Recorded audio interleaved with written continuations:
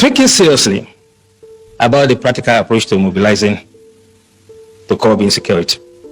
I'll share experience with you when I was state director in Bauchi. Most of you will remember an incident in Azari. A group of terrorists, the Boko Haram, then had invaded Azari. They were shooting in an attempt to kidnap, and the community chased them. They killed some members of the community, but the community members killed all of them. The last guy, Khalid, climbed onto a tree and was firing. The community stood, they were resilient, and they killed Khalid.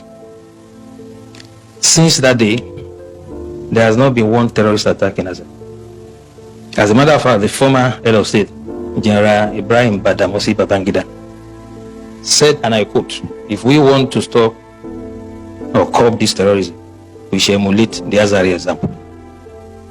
Tafawa Balewa also happened to be a local government in Bauchi that was always in flames. And the people of Bogoro and some part of Tafawa Balewa, where the Sayawas are, rose up on one occasion. They knew their terrain better, climbed onto trees and mountains. And when the invaders came, they did not only repel them, they seized their weapons. And since then, you can attest to it that you hardly hear about Tafawa Balewa again. What I'm trying to say, the practical approach to mobilizing people, is that you have to get everyone involved. You do not expect the Nigerian Army, police, DSS, to protect every Nigerian or every community. It is not going to work. In the US, if you visit someone in the house, you'll be shocked that when the guy hears a police siren, he will just pull his drawer, bring out his gun and keep it. So one of my hosts did that, and I asked him, "Why are you putting gun here?" He said, "Well, if they are chasing someone and he enters my house, I'll shoot him first." And that is the layer we have to start thinking about. How can you create first line of defense? The military, police, and other security agencies are to deal with the bigger ones, the organized ones. But it is impossible for us to deploy it to every community in the country. It is unimaginable that any security agencies that has the resources to do it. So as we live here, we all belong to one community or the other. What we have to start experimenting is how we can make the community to prepare first if the first line of defense was. General Wahab said it clearly. And for me, there are 3 takeaways from his lecture. By the way, the general and I were guest speaker at one program in our office, so I'm not surprised that it's a dexterity. He has developed some sort of expertise in what it is. But 3 things for me. He asked us a question.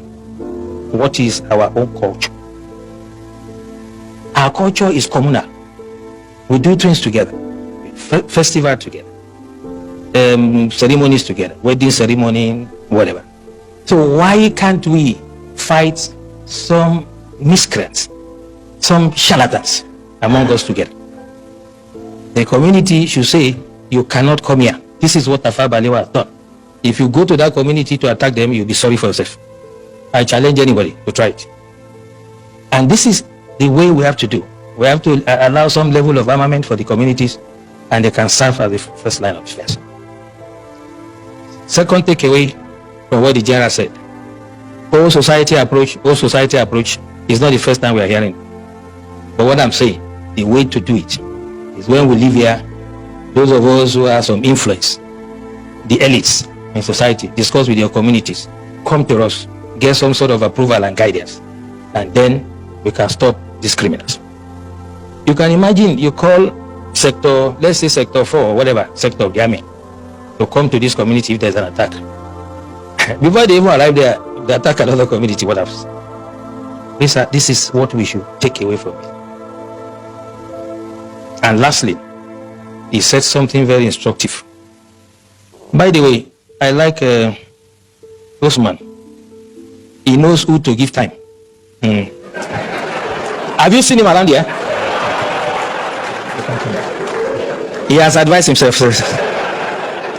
Okay. So don't run into trouble like the CDS. Okay, so last thing he said to us, which is quite important, is that we should not make this another talk show. And that's why this is my intervention. That security starts from you. There's nothing that is new. 1870 something, I can't remember. The French Revolution, in the street of Paris, they were beheading people. Yeah, we've had hijack of plane. We'll forget quickly. We've had the wet here syndrome. We had so many. There's no Matasini and whatever. There will always be security problem. So whenever people say this is security in Nigeria, as long as human beings exist, there will be security problem. The issue is the response. We have to take that mentality away. What is the security agencies doing? Who, apart from a tree, knows that they want to come and cut him and remain standing? Only a tree. We have to get the communities to rise and defend themselves first. And the time to start it is now. When you move out from here, I do that every day. I come from a village in Ijebu land, Ogun State, and I talk to my people. I know the level of armament they are entitled to. I know how they organize themselves in quarters. We have 4 quarters. I'm using my expertise to guide them. You cannot wait for the military to come and do everything. The point is very clear. Nigerians, listen very good. If you are waiting for the government to come and secure your land, to come and protect your life, you are wasting your time. The high time the youth of Nigeria sit up and fight for their lives. That is the better for them. Obviously, I've heard what this man has said. Government are not ready. They are not ready at all. Don't listen to anyone who is saying, oh, don't enter bush. The communities in Nigeria should mobilize young men to enter the bush and safeguard their own. Fight back. Resist them. If you leave them, they are ready to buy everyone. Edo, my people, Uromi, Ebonyi, Imo, Abia, Enugu, Bayelsa, all part of Nigeria. Sit up and fight for yourself. Don't wait for the government. Because if you are waiting for them, this group of people, they'll go finish everybody.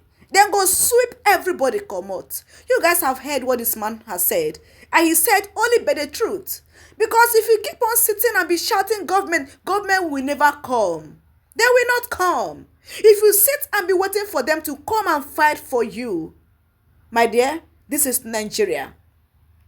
This is Nigeria. The government don't care about your life. They don't care about your property. They don't care about you. All they are after is to milk and get whatever treasure they want to get that is in Nigeria. To collect their own national cake. That is all what they are there for. They are not there to protect life and property. So the earlier the communities in Nigeria rise up and resist these terrorists, that is the better for them. Or if you are sitting down there waiting for the government, oh, I'm sorry. The rest will become a story. You can hear it clearly from this man. I have said only by the truth. So I urge all the communities in Nigeria to wake up, get up and resist these people. Because if only the young men or the communities should come out and enter bushes, they will be able to pursue these men and they will never come back again. The issue of insecurity, it will reduce because it is going to the highest point at the moment. People are being fired every day. Mothers can't go to the farm again. Fathers can't go to the farm again. They are scared of their dear life.